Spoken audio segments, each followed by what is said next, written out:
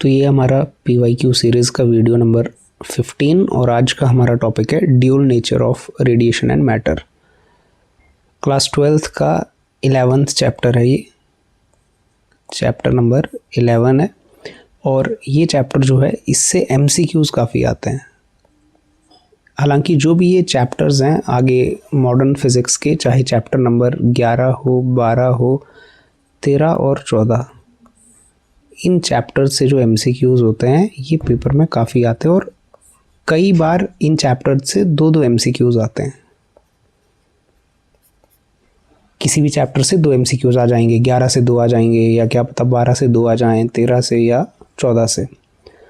तो इसके MCQs में मैंने जो ये सैम्पल क्वेश्चन पेपर है, सैम्पल क्वेश्चन पेपर्स जो हैं उनके MCQs इंक्लूड नहीं किए हैं, क्योंकि उनको इंक्लूड करते तो फिर लिस्ट बहुत लंबी हो जानी थी। मैंने सिर्फ जो CBSE PYQs हैं, CBSE PYQs हैं जो 3 साल के अपने, कौन से 2023, 24 और 25, इन 3 सालों में जो CBSE के PYQs हैं वही इंक्लूड किए हुए हैं, जो कि हमारे पास 14 हो चुके हैं। तो इन्हीं को हम डिस्कस करेंगे, इसी से हमें आइडिया लग जाएगा। काफ़ी क्वेश्चंस जो होते हैं वो इसमें भी आप देख लोगे कि कुछ एक चीज़ें बहुत रिपीट हुई हैं। ठीक है, तो चलिए पहला सवाल जो हमारे पास है वो है CBSE 2025 में आया हुआ। The stopping potential V0 measured in a photo electric experiment for a metal surface is plotted against frequency nu of the incident radiation. तो स्टॉपिंग पोटेंशियल वर्सेस फ्रीक्वेंसी का ग्राफ बनाना है। Let M be the slope of the straight line so obtained. तो वो graph आएगा straight line और उसका slope है M। Then the value of charge of an electron is given by H is the Planck's constant. तो हमें V0 versus nu का graph बनाना है फ्रीक्वेंसी का। पहले हम इक्वेशन देखते हैं। इक्वेशन हमारे पास होती है K max, maximum kinetic energy, is equal to E into V0। K max maximum kinetic energy, E क्या है charge of electron, and V0 क्या है हमारे पास स्टॉपिंग पोटेंशियल।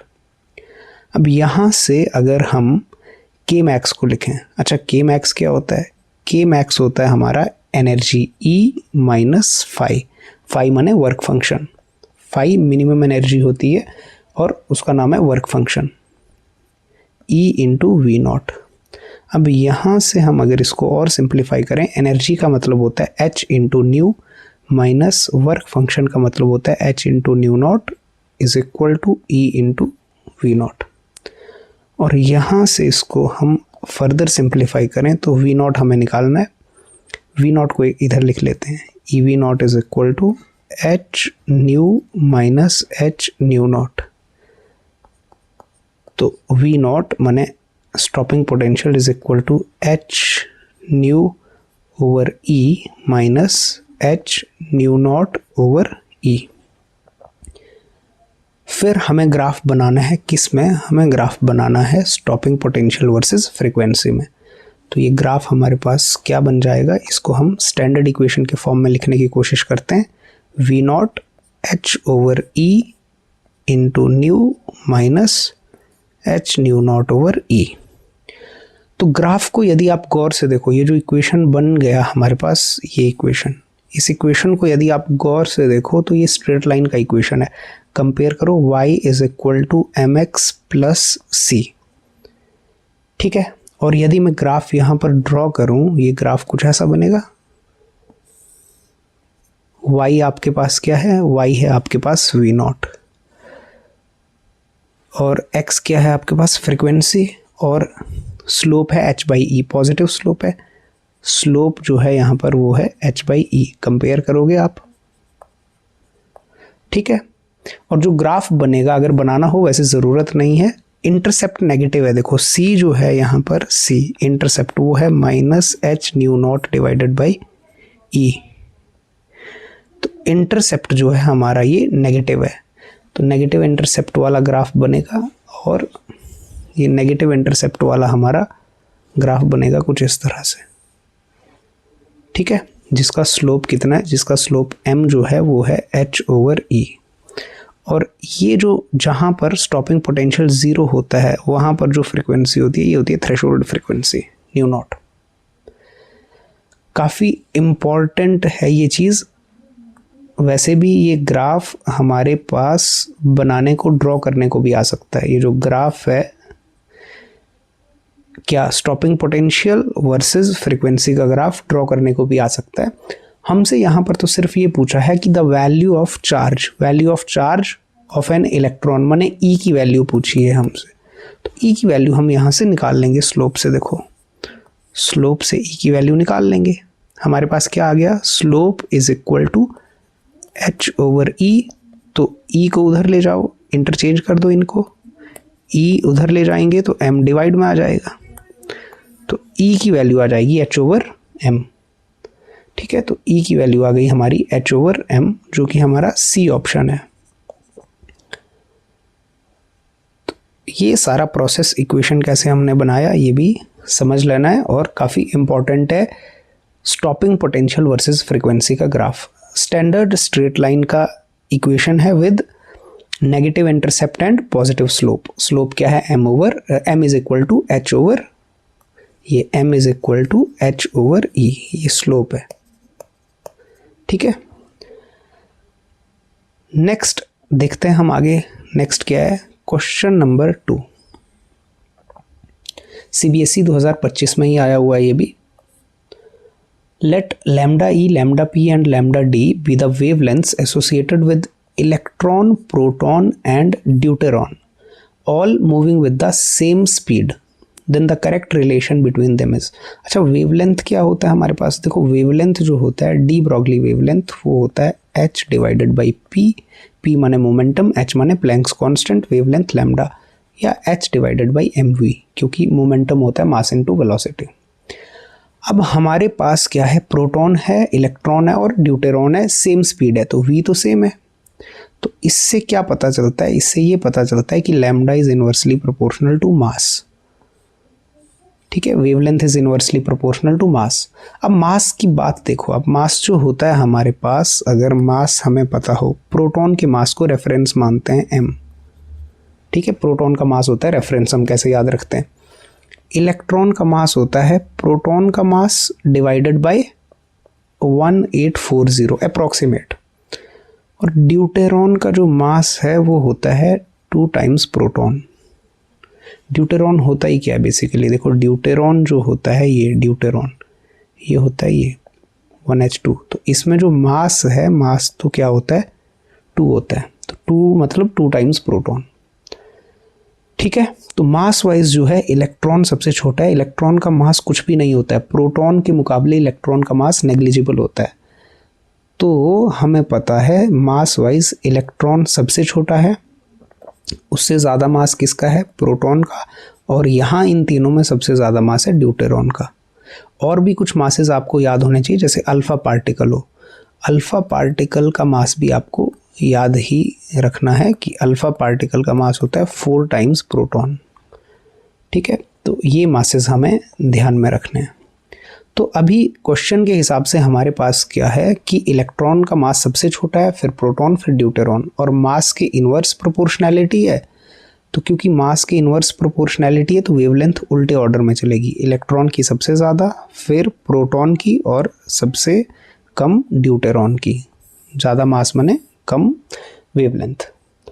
तो इलेक्ट्रॉन, फिर प्रोटॉन, फिर deuteron, electron, proton, deuteron, B option. ठीक है, नेक्स्ट देखते हैं क्वेश्चन नंबर 3। ये भी CBSE 2025 में ही आया हुआ है। Choose the correct statement.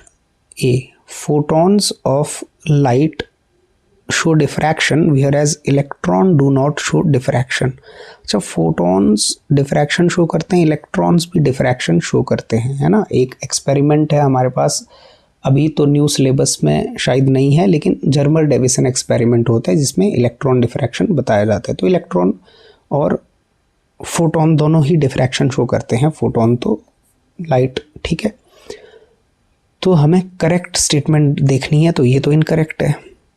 Electrons have momentum whereas photons do not have momentum. दोनों का ही मोमेंटम होता है, इलेक्ट्रॉन का भी होता है, फोटोन का भी। h over lambda, h over lambda होता है फोटोन का, ठीक है, आपके पास h ओवर लैम्डा, और h ओवर mv होता है इलेक्ट्रॉन का। फिर नेक्स्ट है हमारे पास photons of light and electrons both exhibit dual nature. दोनों का ही ड्यूअल नेचर होता है, ये बिल्कुल करेक्ट स्टेटमेंट है। फोटॉन्स का भी ड्यूअल नेचर होता है, फोटॉन्स लाइट भी हैं, और जो हमारा फोटो इलेक्ट्रिक इफेक्ट है उसमें पार्टिकल की तरह भी हम उनको ट्रीट करते हैं, और इलेक्ट्रॉन्स पार्टिकल भी हैं और वेव नेचर भी है। दोनों का ही ड्यूअल नेचर है। ड्यूअल नेचर माने वेव और पार्टिकल नेचर, ठीक है, वेव पार्टिकल नेचर दोनों का है। All electromagnetic radiations do not have photons, ये गलत है, सब में फोटॉन्स होते हैं। तो हमारा सी ऑप्शन यहाँ पे डायरेक्टली हम बता सकते हैं। नेक्स्ट है हमारे पास क्वेश्चन नंबर 4, ये भी CBSE 2025 में आया। तो इस चैप्टर से काफ़ी MCQs आते हैं। लास्ट ये जो आपके चैप्टर्स हैं 4, ये MCQ पॉइंट ऑफ व्यू से काफ़ी इंपॉर्टेंट हैं चारों के चारों। The work function of a material is 2.21 electron volt. Which of the following cannot produce photoelectrons from it? Red light, blue light, violet light, green light. अच्छा, इसमें हम as such तो वैल्यू देख के ही पता लगता है ना। अगर इससे कम वैल्यू होगी तो फोटो इलेक्ट्रॉन्स नहीं होंगे, इससे ज़्यादा होगी तो होंगे। पर यहाँ पर हम गेस कर सकते हैं एनर्जी के बेस पे, क्योंकि यहाँ पे हमें वैल्यूज़ तो नहीं पता। इनमें देखेंगे सबसे लो एनर्जी जिसकी होगी उससे फोटो इलेक्ट्रॉन निकलने मुश्किल है। फोटो इलेक्ट्रॉन कब निकलते हैं? जब एनर्जेटिक एक मिनिमम फ्रिक्वेंसी से ऊपर की लाइट इंसिडेंट होती है। अब हमारा जो विबग्योर होता है, विबग्योर, इस विबग्योर में हमें क्या पता है, इधर की तरफ क्या होती है, वेवलेंथ बढ़ती है,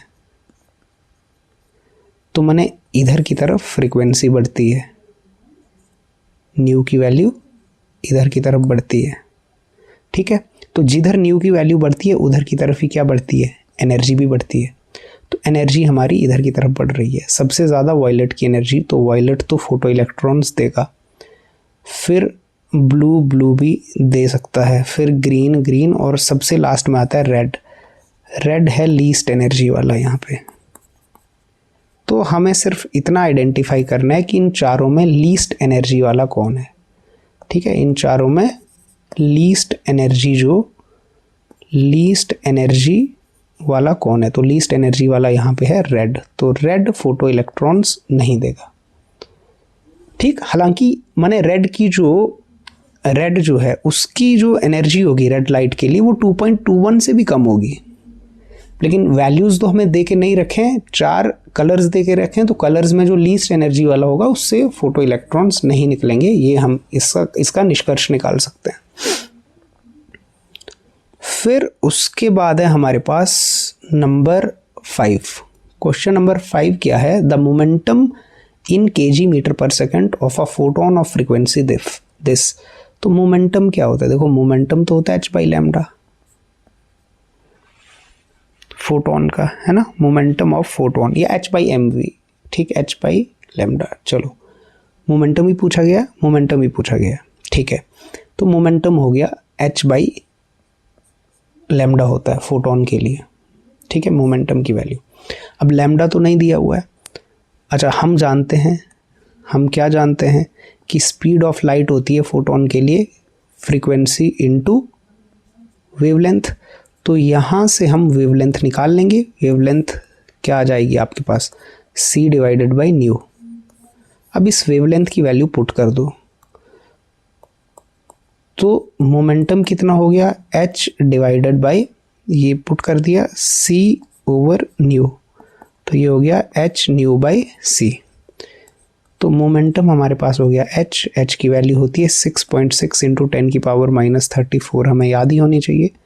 फ्रीक्वेंसी दे के रखी है 6 इंटू 10 की power 14 divided by c, 3 into 10 की पावर 8।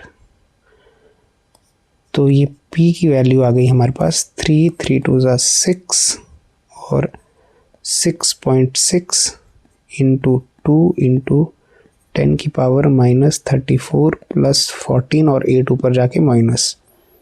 तो p की वैल्यू हो गई हमारी 6 2 12 13 इंटू 10⁻⁻28, जो कि हमारे पास आ गया P आ गया 1.32। स्टैंडर्ड फॉर्म में कन्वर्ट कर लिया, डेसिमल शिफ्ट कर लिया तो एक नेगेटिव पावर कम हो जाएगी। तो इतना kg/s, क्योंकि हमने सारे वैल्यू स्टैंडर्ड पुट किए तो आंसर भी स्टैंडर्ड यूनिट में आएगा। तो हमारा ऑप्शन 10⁻⁻27 बी ऑप्शन बन रहा है इस हिसाब से।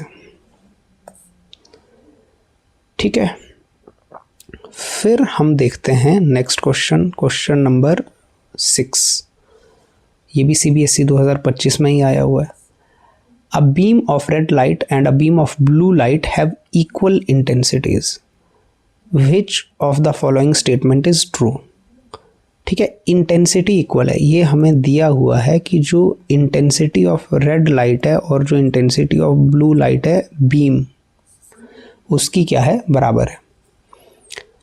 फर्स्ट स्टेटमेंट क्या है हमारे पास, the blue beam has more number of photons than the red beam. The blue beam has more number of photons. अच्छा, इंटेंसिटी सेम होने से क्या होता है, देखो इंटेंसिटी होती क्या है, इंटेंसिटी जो है, इंटेंसिटी का बेसिक फंडामेंटल डेफिनेशन क्या है हमारा, आई। इसका मतलब होता है energy per unit area per unit time, या हम ये भी बोलते हैं एनर्जी पर यूनिट टाइम होता है पावर अपॉन एरिया। तो इंटेंसिटी सेम बोलने का मतलब है एनर्जी सेम है, हम ये बोल सकते हैं। अगर इंटेंसिटी सेम है तो इसका मतलब बीम की एनर्जी सेम है। ठीक है, जो हमारी बीम है उसकी एनर्जी सेम है। तो blue beam has more number of photons. अच्छा, अगर एनर्जी सेम है, अब ब्लू और रेड में देखो फोटोन के लिए आपके पास विबग्योर होता है, विबग्योर में एनर्जी बढ़ती है इधर की तरफ, तो इस विबग्योर में देखो ब्लू की एनर्जी ज़्यादा होगी, रेड की कम होगी। तो एनर्जी ब्लू की ज़्यादा होगी और रेड की कम होगी, जो पर फोटोन होगी।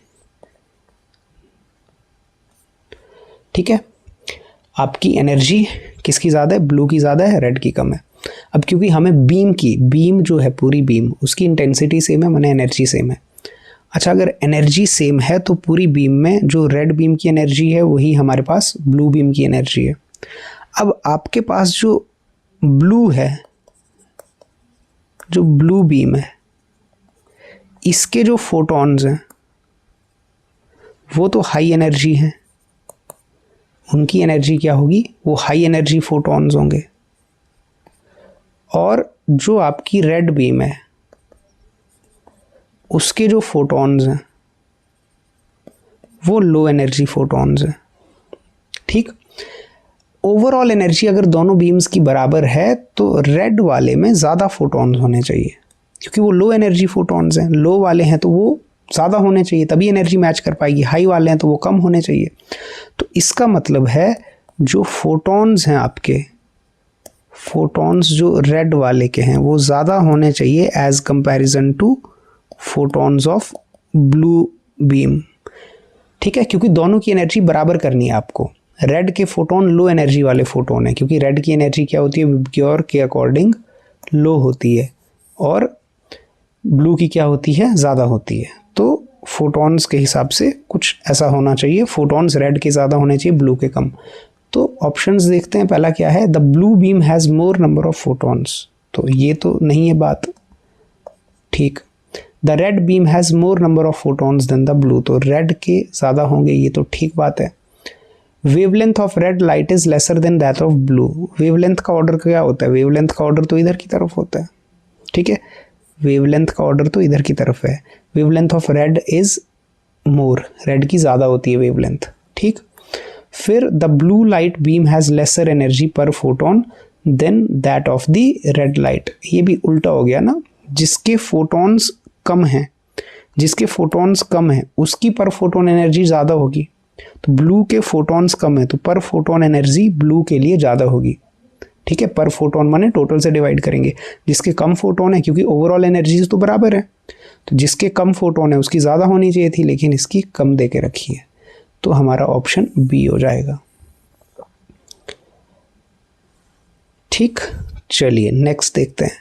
नेक्स्ट है हमारे पास 7, द वेव्स एसोसिएटेड, ये 2024 में है। The waves associated with a moving electron and a moving proton, एक मूविंग इलेक्ट्रॉन है, एक मूविंग प्रोटॉन है, have same wavelength, it implies they have same. तो हमारे पास क्या होता है, डी ब्रॉगली वेवलेंथ होता है h/mv, h/p माने h/mv, mv मोमेंटम ही होता है। तो आपके पास क्या दिया हुआ है, सेम वेवलेंथ दिया हुआ है। इसका क्या मतलब है, mv को ही p लिखते हैं हम, ठीक है, इसी को हम क्या लिखते हैं, h/p माने मोमेंटम। अब वेवलेंथ क्या है दोनों का, सेम, तो इसका क्या मतलब है, p जो आ जाएगा वो आ जाएगा h/λ। इसी को ऐसे ही तो लिख सकते हैं, p उधर ले जाओ और लैम्डा इधर ले आओ, इंटरचेंज कर लो। अब जब ये कांस्टेंट है, h तो होता ही कांस्टेंट है, h तो प्लैंक्स कांस्टेंट है ना, h तो है ही कांस्टेंट, ठीक है, h हमारा है ही कांस्टेंट, और ये भी अगर कांस्टेंट हो गया, h तो है ही कांस्टेंट, तो ओवरऑल वैल्यू क्या हो गई, constant, overall value constant, constant upon constant, constant. तो मोमेंटम जो होता है वो कांस्टेंट हो जाता है, p माने मोमेंटम, मोमेंटम क्या हो जाता है, कांस्टेंट हो जाता है। स्पीड कांस्टेंट नहीं होगी, क्यों नहीं होगी, देखो अगर आपको समझना है तो जैसे lambda is equal to h/mv है, तो यहाँ से स्पीड निकालो, v is equal to h/m lambda, क्योंकि मासेस अलग अलग हैं तो स्पीड अलग अलग होगी। एंगुलर मोमेंटम स्पीड पे डिपेंड करता है, वो भी अलग अलग होगा, और आपके पास एनर्जी जो है वो E is equal to h, वो भी हमारे पास एनर्जी भी अलग अलग होगी, ठीक है, पार्टिकल्स के मासेस अलग अलग। अब नेक्स्ट आ जाते हैं हम नेक्स्ट क्वेश्चन पे, क्वेश्चन नंबर 8 पे। Two beams A and B whose photon energies are 3.3 and 11.3 electron volt respectively illuminate a metallic surface of work function 2.3. The ratio of maximum speed of electrons emitted due to beam A to that of beam B. पहली beam A है, ठीक है, उसकी जो energy है, A की energy कितनी है हमारे पास, 3.3 इलेक्ट्रॉन वोल्ट, ठीक है, B की एनर्जी कितनी है हमारे पास, 11.3 इलेक्ट्रॉन वोल्ट। वर्क फंक्शन दिया हुआ है 2.3 इलेक्ट्रॉन वोल्ट, ठीक। दोनों के लिए काइनेटिक एनर्जी निकाल लो। अच्छा, काइनेटिक एनर्जी क्या होती है, formula maximum kinetic energy is E-5, तो A की निकाल लो अगर काइनेटिक एनर्जी, तो कितनी आ जाएगी, ये A की आ जाएगी 3.3 माइनस 2.3 माने 1 इलेक्ट्रॉन वोल्ट। B की निकाल लो तो 11.3 माइनस 2.3, 9 इलेक्ट्रॉन वोल्ट। अब हमें क्या निकालना है, रेशियो ऑफ मैक्सिमम स्पीड, तो Ka/Kb क्या आ जाएगा आपके पास, 1/9। काइनेटिक एनर्जी क्या होती है, काइनेटिक एनर्जी बाय फॉर्मूला ही होती है हाफ mv²। तो आप क्या निकाल लोगे इसका, मतलब मास तो कांस्टेंट है ना, फोटोन है तो मास तो सेम ही होगा, तो v का स्क्वायर, तो ये आ जाएगा va² divided by vb² is equal to 1/9। तो स्क्वायर हटाएंगे तो क्या हो जाएगा, रूट हो जाएगा, तो रूट हो जाएगा 1/3, ठीक, क्योंकि इसका ये मतलब है ना, kinetic energy directly proportional to square of v है। तो हमारे पास सी आ जाएगा, सी ऑप्शन, ठीक है।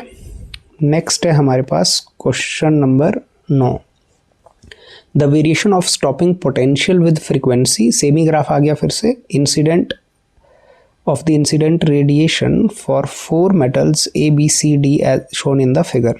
For the same frequency of incident radiation producing photoelectrons in all metals, the kinetic energy of photoelectrons will be maximum for kinetic energy maximum ढूंढनी है।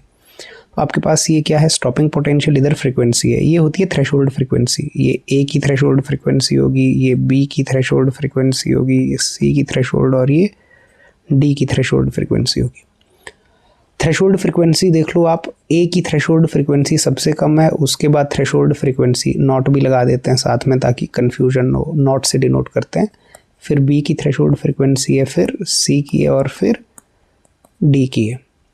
अब हमें क्या ढूंढना है, kinetic energy of photo electrons maximum. अच्छा, काइनेटिक एनर्जी मैक्सिमम क्या होती है, अब इतनी बार हम फॉर्मूला लिख चुके हैं, E-5, ठीक है। और फ्रीक्वेंसी तो कांस्टेंट है, तो E क्या होता है, h into nu minus h into nu not. अच्छा, ये तो कांस्टेंट है, देके रखा हुआ, फ्रीक्वेंसी कांस्टेंट है, तो ये एनर्जी कांस्टेंट हो गई आपकी, ठीक है। एनर्जी आपके पास क्या हो गई फिर, कांस्टेंट। तो सारी बात किस पे डिपेंड कर रही है, 5 पे। अच्छा, जिसमें से अब सब्ट्रैक्ट हो रहा है, जिसमें से कम सब्ट्रैक्ट होगा, अगर सब्ट्रैक्ट हो रही है ना चीज़ E माइनस समथिंग, ज़्यादा सब्ट्रैक्ट होगा तो ओवरऑल वैल्यू कम होगी, कम सब्ट्रैक्ट होगा तो ओवरऑल वैल्यू ज़्यादा होगी। H तो कांस्टेंट है, तो जिसका न्यू कम है, जिसके लिए न्यू की वैल्यू क्या होगी, कम, तो वहाँ पे h into nu not come हो जाएगा, और h इंटू न्यू नॉट अगर कम हो जाएगा तो कम वैल्यू सब्ट्रैक्ट होगी, तो कम वैल्यू सब्ट्रैक्ट होगी तो ओवरऑल वैल्यू ज़्यादा रहेगी, ठीक है। तो k मैक्स कब होगा, k मैक्स होगा, ठीक है, कब, व्हेन ये न्यू नॉट जो है थ्रेशोल्ड फ्रीक्वेंसी क्या होगा, मिनिमम होगा। और ये मिनिमम है किसके लिए, ये मिनिमम है ए के लिए। ए की थ्रेशोल्ड फ्रीक्वेंसी ये होती है थ्रेशोल्ड फ्रीक्वेंसी की वैल्यूज़, ठीक है। स्टॉपिंग पोटेंशियल वर्सेस फ्रीक्वेंसी के ग्राफ में ये वैल्यू होती है थ्रेशोल्ड फ्रीक्वेंसी की, जो आपकी फ्रीक्वेंसी वाली लाइन को कट करती है। तो हमारा ऑप्शन हो जाएगा ए। क्लियर, और लॉजिक से वैसे ही समझ आता है, जिसके लिए फाई कम होगा, फाई किसके लिए कम होगा, जिसके लिए न्यू नॉट कम होगा, और न्यू नॉट किसके लिए कम है वो ग्राफ से दिख रहा है।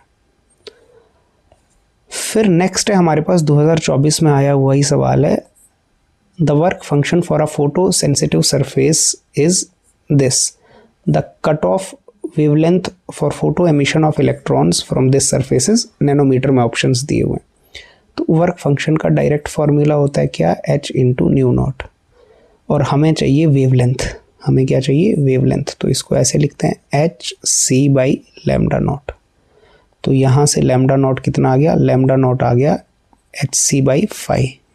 देखो फाई तो आपका दे के रखा है इलेक्ट्रॉन वोल्ट में, तो जब इलेक्ट्रॉन वोल्ट में फाई एनर्जी ही होती है, वर्क फंक्शन क्या है, एनर्जी है, मिनिमम अमाउंट ऑफ एनर्जी जो किसी मेटल सरफेस से इलेक्ट्रॉन निकालने को चाहिए, तो ये एनर्जी है। तो इसके लिए हमारे पास शॉर्टकट होता है, सीधा क्या, ऊपर लिखो 1240 और नीचे एनर्जी की वैल्यू इलेक्ट्रॉन वोल्ट में अगर दी हो तो उस वैल्यू को डिवाइड करो, तो जो ये वेवलेंथ निकल के आती है ये सीधी नैनोमीटर में आ जाती है, ठीक है। ये बड़ा इंपॉर्टेंट हमारा फॉर्मूला होता है, अगर हमें एनर्जी इलेक्ट्रॉन वोल्ट में रखें चाहिए, एनर्जी इलेक्ट्रॉन वोल्ट में चाहिए तो हम directly 1240 divided by lambda in nanometer, तो ये फॉर्मूला हम डायरेक्टली यहाँ पे यूज़ कर लेते हैं, ठीक है, तो जल्दी हो जाएगा। तो रफली हम ऐसा कर लें 1240 डिवाइडेड बाई 3.3, तो इसको हम जब डिवाइड करते हैं तो ये नियरली आ जाएगा मेरा 375 के आसपास ही आएगा। अगर आप इसको नियरली डिवाइड करेंगे तो ये 375 के आसपास कुछ वैल्यू आएगी। बाकी ऑप्शन बहुत ही दूर दूर हैं, ऐसे ही देखने से पता चल जा रहा है। 3.3 से आप डिवाइड करोगे तो इतना आएगा लगभग, ठीक है, नहीं तो डेसिमल हटा के आप डिवाइड कर सकते हैं 124 डिवाइडेड बाई 33, ठीक है, नियर बाई ऑप्शन ही आएगा। ये फॉर्मूला ध्यान रखना है। ऐसे तो हम ये फॉर्मूला लगाते हैं कि h की वैल्यू भरेंगे, c की, फिर लैम्डा नॉट की वैल्यू भरेंगे और जो भी वैल्यूज़ SI में आएंगे फिर उनको कन्वर्ट करेंगे। लेकिन अगर हमें नैनोमीटर में डायरेक्ट चाहिए, इलेक्ट्रॉन वोल्ट और नैनोमीटर का रिलेशन डायरेक्ट चाहिए, तो ये हम यूज़ कर लेते हैं। नेक्स्ट है हमारे पास 11, क्वेश्चन नंबर 11 भी 2024 में आया हुआ है। The quantum nature of light explains the observation on photo electric effect as there is a minimum frequency of incident radiation below which no electrons are emitted. ठीक है, फोटो इलेक्ट्रॉन्स कब emit होते हैं? जब हम इंसिडेंट लाइट की frequency threshold frequency से ऊपर की रखते हैं। तो ये बिल्कुल ठीक बात है कि मिनिमम अमाउंट ऑफ फ्रीक्वेंसी होती है वो। नेक्स्ट क्या है? The maximum kinetic energy of photo electrons depends only on the frequency. Frequency पे डिपेंड करती है मैक्सिमम काइनेटिक एनर्जी का फॉर्मूला, ये है ना मैक्सिमम काइनेटिक एनर्जी। तो ये हमारी फ्रीक्वेंसी पे तो डिपेंड करती है, वर्क फंक्शन पे भी डिपेंड करती है। तो वर्क फंक्शन पे भी डिपेंड करता है मेटल्स के। When the metal surface is illuminated, electrons are ejected from surface after some time. नहीं, फोटो इलेक्ट्रिक इफेक्ट एक इंस्टेंटेनियस फिनोमेना है, जैसे ही लाइट पड़ती है वैसे इलेक्ट्रॉन्स इजेक्ट होते हैं. Photo electric current is independent of intensity, ये गलत है. इंटेंसिटी और फोटो इलेक्ट्रिक करंट में तो डायरेक्ट प्रोपोर्शनैलिटी होती है. जब हम इंटेंसिटी के साथ फोटो इलेक्ट्रिक करंट का ग्राफ बनाते हैं, वैसे भी है ना, फोटो इलेक्ट्रिक करंट का इंटेंसिटी के साथ हम ग्राफ बनाते हैं तो वो करंट पहले बढ़ता है फिर सैचुरेट होता है, कुछ ऐसा ग्राफ होता है. ठीक है, तो ये भी गलत है. चलो, इसके बाद नेक्स्ट हमारे पास 12 नंबर क्वेश्चन है. Light of frequency 6.4 into 10 raised to power 14 hertz is incident on a metal of work function 2.14 electron volt. The maximum kinetic energy of emitted electron. तो सेम चीज़ फिर से आ गई. मैक्सिमम काइनेटिक एनर्जी क्या होती है? E minus phi. Work function तो दे के रखा है, तो फाई की वैल्यू तो दे के रखी है, E की वैल्यू निकाल लेते हैं. अब E भी इलेक्ट्रॉन वोल्ट में ही निकालना पड़ेगा. तो E क्या होता है? H into new. तो ये हो जाएगा 6.6 इंटू 10 की पावर माइनस 34 इंटू न्यू कितना दे रखा है? 6.4. ये है न्यू. 6.4 इंटू 10 की पावर 14. ठीक है, अब ये तो आ जाएगा जूल में. SI वैल्यूज़ भरेंगे तो एनर्जी किस में निकल के आएगी? जूल में. हमें एनर्जी किस में चाहिए? इलेक्ट्रॉन वोल्ट में. तो इलेक्ट्रॉन वोल्ट में अगर एनर्जी निकालनी है तो ये जूल में है, इलेक्ट्रॉन वोल्ट में निकालनी है तो किससे डिवाइड करते हैं हम? 1.6 इंटू 10 की पावर माइनस 19. तो अब आ जाएगी इलेक्ट्रॉन वोल्ट में. तो ये सिंपल आपके पास देखो वैल्यूज़ ही ऐसे दिए हुए हैं कि वो कैंसिल हो जाएंगे. तो ये आ जाएगी 6.6 इंटू 4 इंटू 10 की पावर माइनस 20, नहीं माइनस 20, और नीचे 19 है वो ऊपर जाके ऐड हो जाएगा. देखो इनको करेंगे ऐड, माइनस 20 और नीचे का माइनस 90 ऊपर जाके ऐड हो जाएगा. तो इतना इलेक्ट्रॉन वोल्ट. तो ये कितना आ गया?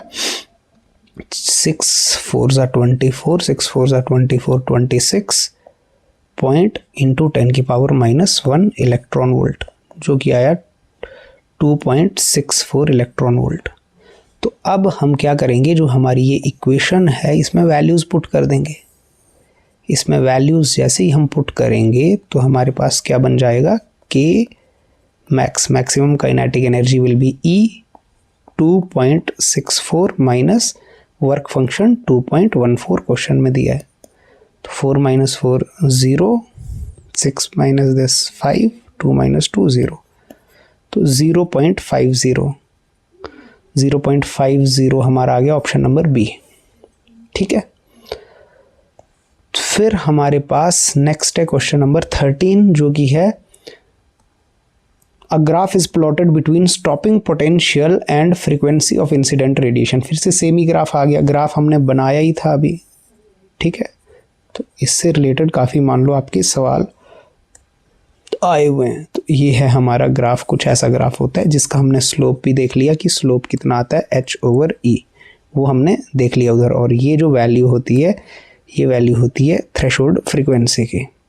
ये इंटरसेप्ट होता है जो कि नेगेटिव है, और स्लोप हमारा जो है वो पॉजिटिव है. एक्यूट एंगल है ना, तो स्लोप पॉजिटिव है. The product of the slope of the straight line obtained and the magnitude of charge, माने हमें m इंटू ई की वैल्यू निकालनी है, is equal to product of the slope and magnitude of charge of electron. तो m into e, तो यहीं से पता लग जा रहा है. देखो स्लोप कितना है, m कितना है, H/E. प्रोडक्ट कर दो, उधर ले जाओ e को, तो m इंटू ई कितना आ गया? h के बराबर. m इंटू ई आ गया h के बराबर. तो पहला ही ऑप्शन हमारा ठीक है. ठीक है, आप कुछ नहीं, e को उधर मल्टीप्लाई कर दो तो m इंटू ई जो पूछा हुआ है वो h के बराबर आ जा रहा है. सिंपल. फिर नेक्स्ट है हमारे पास question number 14. Which one of the following metals does not exhibit emission of electrons from its surface when irradiated by visible light? अच्छा, विजिबल लाइट से इरेडिएट करेंगे तो किसमें इलेक्ट्रॉन्स का एमिशन नहीं होगा? हमें कैसे पता चलेगा? देखो हमें इसमें गैस करना होता है, और गैस करने के लिए आपको हिंट दिया होता है. कैसे पता लगेगा? आपके पास जो अल्कली मेटल्स होते हैं, ठीक है, जो अल्कली मेटल्स होते हैं, जनरली अल्कली मेटल्स जो हमारे होते हैं, फर्स्ट हमारा जो सोडियम वाली जो फैमिली है, उनका जो वर्क फंक्शन होता है वो लो होता है। उनका वर्क फंक्शन क्या होता है? लो। वर्क फंक्शन लो का मतलब है उनसे इलेक्ट्रॉन आसानी से निकलते हैं, कम एनर्जी चाहिए। और जो हमारे ट्रांजिशन मेटल्स होते हैं, ट्रांजिशन मेटल्स होते हैं, है ना, निकल, कैडमियम, ये सब, प्लैटिनम, जो हमारे ट्रांजिशन मेटल्स होते हैं, इनका वर्क फंक्शन होता है हाई। ठीक है, इतनी बात हमें, और इससे हम आइडेंटिफाई कर पाते हैं कि हमसे क्या चीज़ पूछी गई है। अब आप देखिए रुबिडियम, रुबिडियम तो अल्कली मेटल है, सोडियम अल्कली मेटल है, कैडमियम ट्रांजिशन मेटल है और सीजियम अल्कली मेटल है। तो हमसे बोला है कि does not exhibit emission of electrons. तो एमिशन ऑफ इलेक्ट्रॉन्स कौन नहीं देगा? एमिशन ऑफ इलेक्ट्रॉन्स कैडमियम नहीं देगा, इसका वर्क फंक्शन हाई होता है, इससे इलेक्ट्रॉन निकालना मुश्किल है। अल्कली मेटल्स का वर्क फंक्शन लो होता है, इनसे इलेक्ट्रॉन निकालना आसान है। और एक चीज़ ध्यान में रखनी है, और एक चीज़ क्या ध्यान में रखनी है, अपने पीरियोडिक टेबल में कई बार सवाल आ सकता है, जो सीजियम है, सीजियम का वर्क फंक्शन लोएस्ट होता है, सीजियम का वर्क फंक्शन लोएस्ट होता है। और जो प्लैटिनम है, प्लैटिनम का जो वर्क फंक्शन होता है वो हाईएस्ट होता है। ठीक है, प्लैटिनम हमारा हाईएस्ट वर्क फंक्शन है, इससे इलेक्ट्रॉन निकालना सबसे मुश्किल है मेटल्स में, और सीजियम से सबसे आसान है, इसका वर्क फंक्शन सबसे कम होता है। दिया भी रहता है 2.1 इलेक्ट्रॉन वोल्ट के आसपास कुछ वैल्यू होती है सीजियम के लिए, और प्लैटिनम के लिए 6.1 इलेक्ट्रॉन वोल्ट, कहीं पे 5.9 लिखा हो सकता है, कुछ आसपास की वैल्यूज़ लिखी होती हैं, 6 इलेक्ट्रॉन वोल्ट के आसपास की वैल्यू। ठीक, तो ये थे हमारे सवाल dual nature of radiation and matter के, जो पिछले 3 साल में आए हुए हैं, 2023, 24 और 25 में।